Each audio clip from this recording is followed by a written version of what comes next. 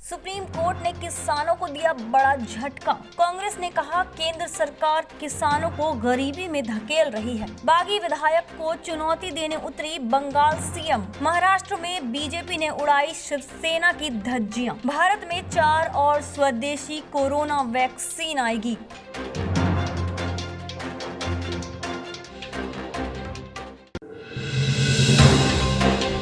कृषि कानूनों के विरोध में 26 जनवरी को किसान संगठन द्वारा ट्रैक्टर मार्च निकालने की याचिका पर सुप्रीम कोर्ट ने किसानों को बड़ा झटका देते हुए ट्रैक्टर मार्च के लिए इजाजत देने से इनकार कर दिया। इस मामले में अब 20 जनवरी को सुनवाई होगी। बता दें कि किसान संगठनों ने 20,000 ट्रैक्टर को दिल्ली में आने की इजाजत मांगी थी। किसानों ने मांग की है कि वो 26 जनवरी की परेड के साथ ट्रैक्टर मार्च करेंगे। करीब 54 दिनों से चल रहे किसान आंदोलन को लेकर कांग्रेस के पूर्व अध्यक्ष राहुल गांधी ने फिर से केंद्र सरकार पर हमला करते हुए कहा कि अपने सूट बूट वाले दोस्तों का 8,75,000 करोड़ का कर्ज माफ करने वाली मोदी सरकार अन्नदाताओं की पूंजी साफ करने में लगी हुई है। इसी के साथ ट्रैक्टर रैली को इजाजत न मिलने पर भी राहुल गांधी ने कहा कि केंद्र को ट्रैक्टर रैली से शर्मिंदगी क्यों हो रही है, जबकि 60 किसानों की मौत पर केंद्र ने चुप्पी साध रखी थी।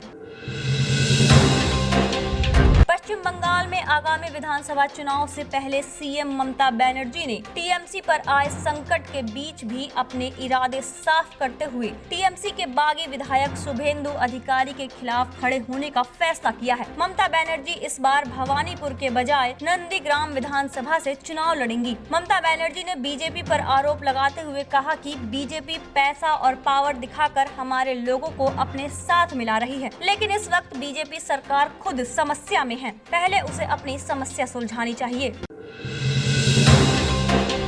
महाराष्ट्र में बीजेपी का विजय रथ तेजी से आगे बढ़ रहा है। राजस्थान, यूपी के बाद अब महाराष्ट्र में भी बीजेपी ने अपनी जीत के सिलसिले को बरकरार रखकर शिवसेना को करारी पटकनी दी है। राज्य में हुए ग्राम पंचायत के चुनावों में बीजेपी, शिवसेना, कांग्रेस और एनसीपी के गठबंधन को करारी चुनौती देते हुए 646 पंचायतों में आगे है, जबकि शिवसेना के पलड़े में अभी केवल 435 पंचायतें ही हैं। बता दें कि राज्य में 34 जिलों में 12,711 ग्राम पंचायतों पर चुनाव हुए हैं, जिसके वोटों की गिनती अभी भी जारी है।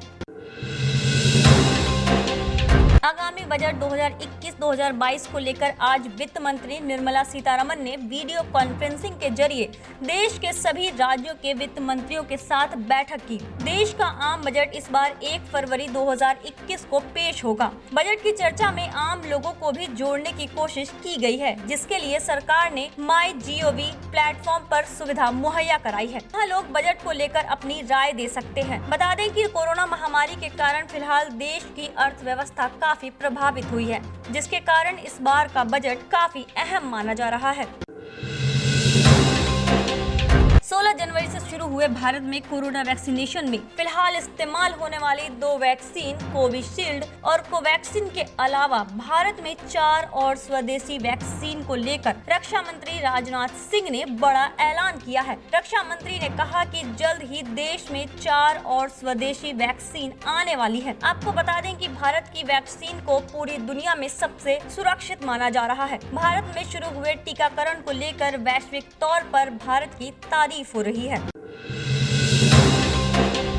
वेब सीरीज तांडव पर धार्मिक सौहार्द बिगाड़ने के आरोपों के बीच तांडव के निर्माता निर्देशक के खिलाफ दर्ज मामले को लेकर यूपी पुलिस मुंबई के लिए रवाना हो गई है, जहां यूपी पुलिस तांडव के निर्माता निर्देशक से पूछताछ करेगी। तांडव पर आरोप लगाया गया है कि क्रिएटिव फ्रीडम के नाम पर हिंदू धार्मिक भावनाओं को ठेस पहुंचाया जा रहा है। हिंदू देवताओं की लगातार बेइज्जती की जा रही है। तांडव भी सांप्रदायिक घृणा से भरी हुई है, जिसके बाद इसके लगातार बैन करने की मांग जारी है।